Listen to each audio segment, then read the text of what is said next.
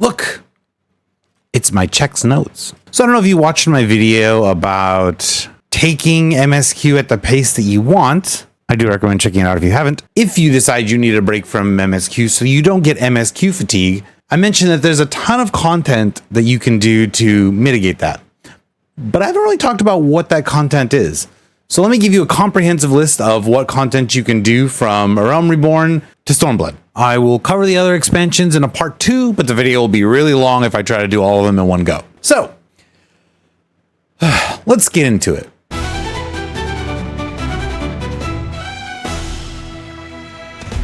Before we get started, there's a tool that I want to show you that I like to use. And this is not an ad. I'm not getting any paid sponsorships or anything for that. I just really like this tool for myself, especially as somebody with ADHD. I get nice satisfaction of filling out a list. And I figured I would share this tool with you. This website, FFXIV is something that I use in order to help me track stuff. It shows me all of my progression through the game. The important things are encounters, which will show you all of the encounters that are available and what you have and have not completed, as well as have it marked spoilery if you don't want to see stuff. Quest lines, if you want to see any quest lines within the game that you haven't defeated, as well as allied side quests, role quests, etc. Challenges, because there are quite a few challenges in the game. This isn't achievements, these are just like bigger challenges. And a checklist that comes with dailies, weeklies, as well as a scratch pad if you want to add stuff there on your own. So the first thing we're going to talk about is during A Realm Reborn, the base game, ARR. There are not a ton of things that you can do, but there are a few. And if you need to break things up during A Realm Reborn because it is notoriously one of the slower feeling parts of the game, I can help you with that. Everything will get better after that regardless, but I do understand the heaviness of A Realm Reborn. So the 3 big things that you can do during A Realm Reborn, I'm going to start with a very interesting one, Guild Hests. Any veterans watching this might be like, you're kidding, right? Guild Hests are kind of they're like a very short, you and 3 other homies are thrown into a little arena to kill a handful of monsters. They're like a mini Fate, and even that's an overstatement because they're not really like a Fate, they're much shorter. They're like 2 dungeon pulls. Done. But you can only do these in A Realm Reborn. They don't make them after that, and they are not very interesting, if I'm being wholly honest with you. My reason for doing them is because on that website that I showed you earlier, there's a little checklist, and I get very satisfied by having that filled out. So I went and did them all because I wanted my checklist to be filled out. They're not commonly queued for. There is a roulette for them. I never queue for it. Most people don't queue for it because there's not really any need to. But if you want to just do them all so that they're all done, I would say do them while you're in A Realm Reborn, because after that, they become less and less interesting to do. Dungeons. Dungeons are one of the main forms of content you run through in Final Fantasy XIV, as I'm sure you know. So I won't get into details on what those are. I'm sure you can figure it out. But there are a set number of optional dungeons during A Realm Reborn that you can get access to. These are at levels 22, 37, 40, 46, and 49. I'm not going to tell you where to go find these because that'll make the video even longer. All you need to know is that they are optional dungeons that you can go pick up. It's really easy to look up A Realm Reborn optional dungeons and you can find a list. So you can pick those up and those will add a little bit more for you to do while you're going through MSQ. Lastly, and probably the biggest one for during A Realm Reborn, is the first deep dungeon, Palace of the Dead. Deep dungeon is a type of content that is like a procedurally generated roguelike dungeon, roguelite dungeon in Final Fantasy XIV. The way they work is you can jump into them solo, you can jump into them with friends, or you can technically matchmake. I don't know how good the matchmaking is for any of the deep dungeons because I always either go in by myself or with a pre-made party. You can go in with 1 up to 4 people. It's entirely up to you. The content doesn't scale up and down. It's just how you approach it's going to be different based on whether you have a full party. You can have a mixed party. You can all be DPSs, whatever you want. While inside, you get these items called Pommanders that will give you buffs or help you cleanse debuffs that you might be getting from the dungeon. There are traps abound that you can step on that trigger a variety of effects if you're not careful. And they're broken up into 10 level segments. So 9 levels of dungeon, and the 10th level is always a boss monster. There is a story that occurs there that is based off of something that happens in A Realm Reborn, so that's also super interesting. This deep dungeon has 200 floors. It is the biggest deep dungeon. Every deep dungeon after this is cut in half. The first 1 through 50 floors covers the base story of that deep dungeon. 50 through 100 covers the last half of that story. And then from 100 to 200 are challenge floors. There's a ton of other details and rules that go into deep dungeons, but again, I don't want to get into super deep detail here because it will continue to make this video longer, and I'm just trying to share some information with you. I love deep dungeoning, so I highly recommend checking it out. I think one of the biggest perks for it is if you're a new player and you want to pick up a new class that starts at a higher level and that feels overwhelming. Deep dungeons have their own leveling system. You always start at level 1 and you level up to 60 is where it caps. So if a class starts at 50 and you feel overwhelmed, you can go in there and start at 1. It does have a faster leveling progression. So it's not like it's going to take you as long as it would take you to level a class outside. And some of the experience points you earn inside carry out. It is on a save file system. So once you've picked a class for a save file, you are committed to that class until you wipe that save. Highly recommend you check them out. That's it for during a Realm Reborn. Every other expansion, all the optional content comes after, post the expansion, including Realm Reborn. So let's talk about post Realm Reborn. This expansion has a very beefy 15 bonus dungeons you can pick up. It is a ton. No other expansion after this is going to have nearly as many dungeons to pick up after. It's going to get smaller and smaller as we progress through the list. I'm going to put a quick disclaimer here. A Realm Reborn doesn't follow the rules of every other expansion for how its post-game content is laid out. So this part's going to take a little bit to explain. But it is important, so please listen to all of it because what you can run and what you want to run and how you go about running it all matters here. So there are 9 optional trials. Of those 9 optional trials, 5 of them are locked behind quest lines. 3 of them are locked behind the Hildebrand quest line. The Hildebrand quest line is very fun and very funny. It is something I highly recommend you check out. Not only because it's very entertaining, it's very much like a long-running gag quest line, but when you eventually get to Endwalker, if you want to get the relic weapon, which I'll talk about in a second, you have to have your Hildebrand quest lines progressed all the way up through the end of Endwalker, or you cannot get them. With that, the other 2 of the trials are locked behind the relic weapon quests. What is a relic weapon? The relic weapon is usually it is the strongest weapon you can get at the end of every expansion. It is a long, grindy, sometimes tedious process in order to get it, but there are 2 reasons to do so. And neither of them are because it's the strongest weapon of the expansion, because unless that's current content, that makes it super weak compared to whatever the current relic weapon is. Glam. These weapons are glowy, shiny, they have cool special effects. And the second one is because of your portraits. If you put together a portrait, weapons that have these cool, shiny, glowy special effects make your portrait look like a holographic trading card almost, because those animations are active on your portrait. And that's really cool. They're definitely like a trophy. They're all just really cool. I've gotten the weapon for quite a few of the expansions. That said, for a Realm Reborn, I do not recommend doing the relic quest, at least not right away. More than any other relic quest grind, this one is super long, super grindy, and super tedious. It's doable, it just takes a very long time, and it is not always the most exciting. Also, a lot of that content isn't run normally. In order for you to complete it, you'll have to run it what's called unsynced. And if you're doing it at level 50, you cannot run it unsynced because you by yourself are not strong enough. You'll need at least 1 homie who's level 100 to do it. So I don't recommend running the relic quest for a Realm Reborn. I recommend coming back to that much later down the line and doing it for fun, really. And if you're a rite of passage, I guess, if you really like the idea of it. But there will be plenty of other relic weapon grinds to run that are not as bad as the Realm Reborn one. I did it, but I didn't do it until I was already max level. And even then, it took so long to do. It is a very grindy, long, tedious task. I cannot stress enough that I don't recommend doing it at level. Save it for later.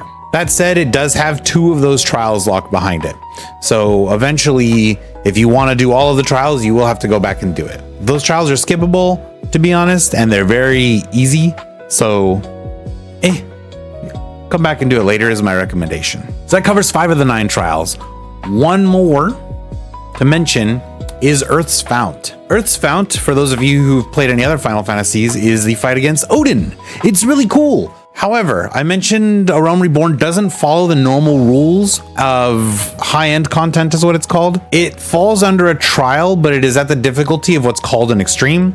In terms of difficulty levels, normal is base, extreme goes right above that, and that's what trials typically are. They will be called extremes and they are queued differently. Odin is the difficulty of an extreme, but it is classified as a normal trial. So there are a couple of issues here.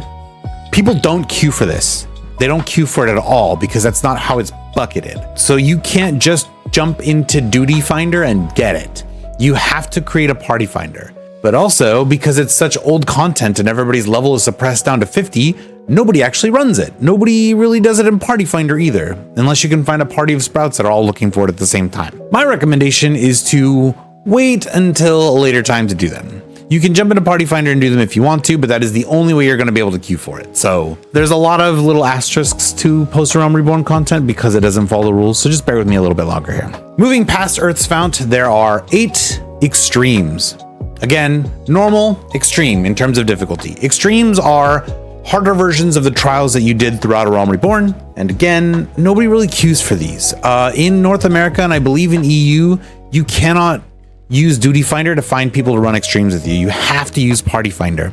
But people don't really join Party Finders for old content because you can do it unsynced to get the rewards from it. I don't like running content unsynced unless I've cleared it synced the first time because I like to earn the rewards that I'm going to get. I don't feel the need to run it 37,000 times in order to get the drop. I'll do it unsynced after the first time, but I have to clear it once synced for myself to be satisfied, which is not to shame anybody who does things unsynced. Follow your heart. But if you want to do it synced, you're going to have a really hard time. My suggestion is to wait until a time where you can gather a party to do it, or you can create a party finder and hope you can get people to do it. You'll have to be on the raid server for that particular region. For us, I believe it's Ether. I don't know what it is for EU. There's just a lot of prereqs in order to make it happen. Alternatively, when Evercold comes out, I plan on running all of the old content synced with any members of the community who want to do it. So if that interests you and you don't mind waiting until January, February, join the community, hop in the Discord, join one of the free companies, as long as you're in the Discord. And when that time comes around, if you're interested in running it, you can run it with us. But that won't be until the new combat system comes around, because that's why I want to run all that older content synced. And I haven't done all of it myself. So it's also worth noting that extremes and the other difficulty levels I'll mention later, typically people will follow a guide. It's not something that most will do blind unless they're doing it right when the content drops. I like running things blind, but even for me running extremes and other difficulty stuff in Party Finder, I will usually watch guides because it's easier to work with other people who are running this content that I don't know if I follow the same guides that they're following. So to summarize, high-end content, from here and throughout the rest of this explanation, I will dissuade you from running. It's hard to queue for. It's hard to find people who want to run it. But if you want to run it at the start of the new year, join the community. Discord link will be in the description. There are what's called raid content. Raid content is broken up into 3 tiers of 4 raids when the content is being launched. So there are 12 raids in total for A Realm Reborn. And this is going to follow another one of those weird exceptions. These raids in particular are brutally difficult and people do not run them at all. Base game or Realm Reborn is the only time where you cannot find people running these. People do not run them. They do not fall under raid queue. It's frustrating and it's making my video longer just having to explain a Realm Reborn exceptions. People don't run these synced. You can either wait to run them unsynced, or just like I mentioned for other content, I will be running these in Evercold 8.0 in the new year. So join the community and you can run them then, or you'll have to wait until you've developed a bit more so that you can run them unsynced if that's what you want to do, or find a group of like-minded people that wants to run them with you. These 12 raids are called the Binding Coils of Bahamut. They do have story ties, so you can get a lot of deep lore if you do them. I have not finished all of them because, again, I don't really like doing things unsynced if I don't have to. I did do unsynced things for the relic weapon because there just wasn't any way I was going to get it an 8 otherwise, so that's my recommendation. Lastly, there is one Savage raid that also doesn't follow the rules of every other Savage raid after Realm Reborn.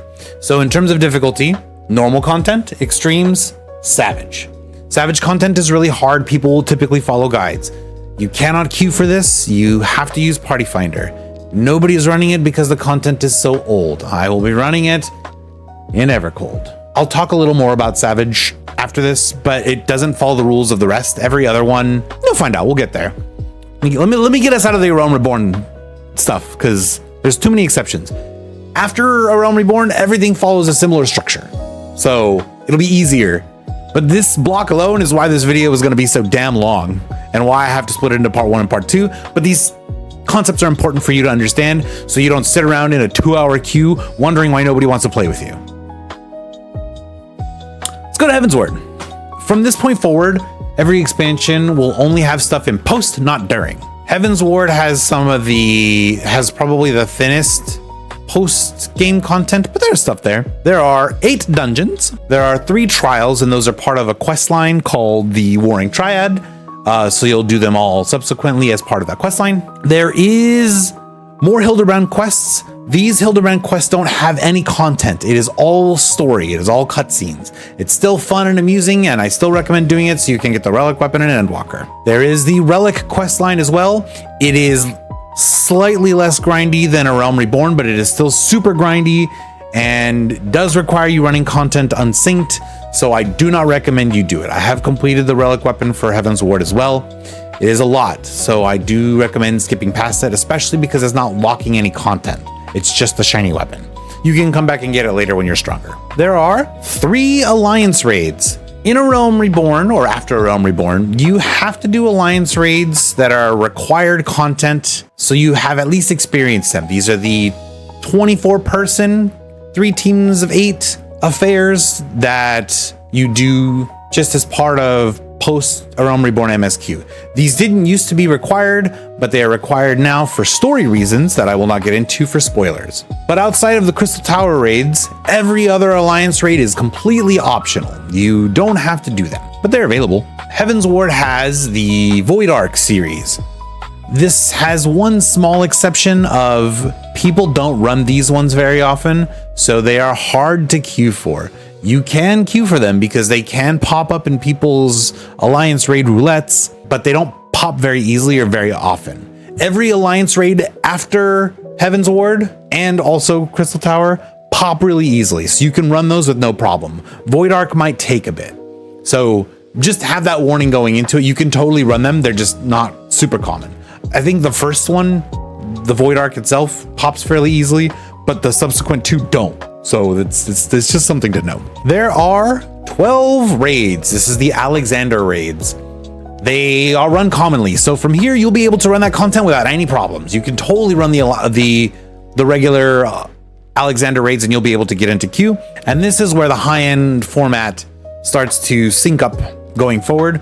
For each of the 12 raids, there are 12 Savage raids. Despite the fact that we are now going to be consistent with this, it is still older content that people are not running.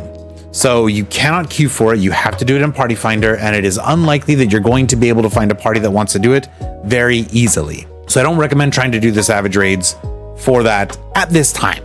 But if you want to join us in Evercold, I got you. That said, if you are curious what Savage difficulty raids look like, that is something that I do on Twitch Sundays and Mondays for Dawn Trail raids.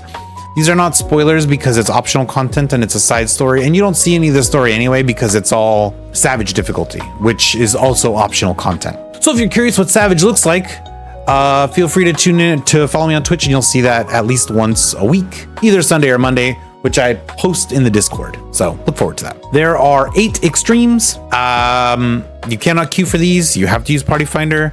You may or may not be able to find people who are willing to run it, but they're probably only willing to run it unsynced. Most people don't run extreme content that is this old unsynced, and that pretty much covers Heaven's Ward's optional content. There is something called treasure maps that you can also start accessing from here forward, but there's a lot of detail that goes into treasure maps to make sure you get the fun ones. So I will either make a video on that if you guys would like. Feel free to post that you would want that in the comments, and I will take the time to do it, but it won't fit into this video very well. Moving on to our last expansion, Stormblood, that I'll be covering in this video. There are 7 dungeons, 5 trials. The 7 dungeons and 5 trials, some are locked behind the 4 Lords questline. 2 of the dungeons and 3 of the trials are there. So you'll have to do the Four Lords questline, which is a side story. It's a good time. I really enjoyed it to get those dungeons and trials. Hildebrand also has one trial locked behind it. So you will want to go ahead and go through the Hildebrand questline to get that as well. There are the 12 raids plus the Savage. The raids are run commonly. You can get to those easily. The Savage raids, same as the previous high-end notes, you will not be able to queue for. There are the 3 Alliance raids, and from Stormblood forward, if you want to run the Alliance raids, you will be able to run them without a problem. People running Alliance raid roulette do have them pop fairly commonly. I run the Stormblood raids and Crystal Tower probably the most outside of the Dawn Trail raids. So from here forward, you can run those and it won't be an issue. There are 8 extremes, which people are not running because it is old content. So you would have to party find that and hope that you can get people who will run it with you. And we introduce the last difficulty level, which is ultimate raids. So normal, extreme, savage, ultimate. Ultimate is the hardest level of content that you can run in Final Fantasy XIV at time of recording. 2 ultimate raids were released during the Stormblood era. And what might surprise you is you can absolutely find these in Party Finder. You can't queue for them normally, but there are always people running ultimates. Ultimate raids give you a title that includes the word legend, so it's a nice accolade for you to wear around, and you get a shiny weapon exclusive to that raid. It doesn't matter, there's no grinding for it. If you clear the ultimate, you get a shiny weapon, and people love running it because it's the highest difficulty content. So you can always find people running ultimate raids in Party Finder. That being said, almost as a level of your pass to enter, if you don't feel comfortable with your class rotation, you should not run ultimate raids. I honestly don't recommend running ultimate raids until you've gotten a little more experience in the game. Ultimate raids are very mechanically tight. They have very strict requirements. And if you are unable to play your class effectively, you should not be running ultimate raids anyway, because they are already very difficult without you not knowing how to play your class. People do tend to get upset. People will kick you out of their parties for that because they're already very difficult without you making it more difficult. So do make sure you know your classes. You can run them when you finish Stormblood if you really want to, but I strongly advise against it. You can end up with a poor play experience and you can create a poor play experience for others. You'll have your opportunity to run those things, so I don't recommend doing it.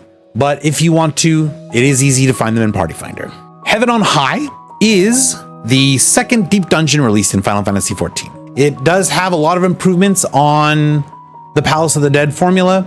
It adds a couple of different mechanics. It adds some interesting buffs that also can occur during the dungeon. And it is half the number of floors. So for the story, you play 1 through 30 of the floors. And then from 31 up to 100 is all challenge floors. As before, you can run it by yourself. You can run it in a group. I don't know how the matchmaking is. I can't say because I don't run it that way. I always have a group with me, but it is a lot of fun and I do recommend it. These ones start from level 60 and I believe they cap at 70. And you can unlock them during Stormblood, technically speaking, so you don't have to wait until post Stormblood to run them. It's just easier to bucket these things from this way going forward. Lastly, a new format is introduced here, and that is what is called Eureka. Eureka is classified as a field operation. Field operations are the new way to get your relic weapon in not every expansion, in many expansions going forward from Stormblood. So the way this works is you'll jump in there. It often has its own system that you will be operating off of. So in Eureka, you get the elemental system and that's how you level.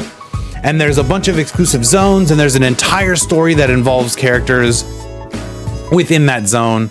I do really like field operations. They can get a little grindy and boring at times.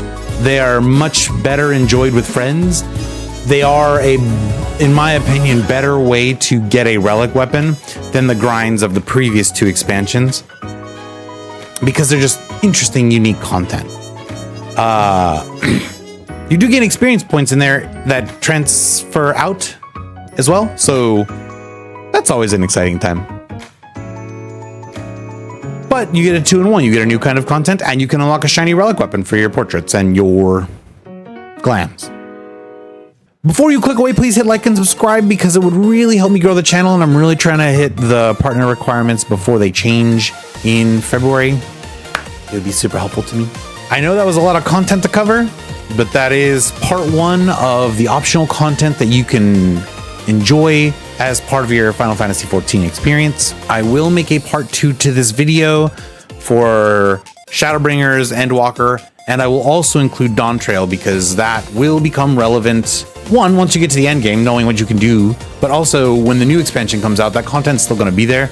And so it will be kind of dated content. If you do have any other videos that you would like to see though, please don't hesitate to share with me in the comments below because I could use a lot of inspiration between now and Evercold. Once Evercold comes out, I already have my content laid out, but tell me how I can help you.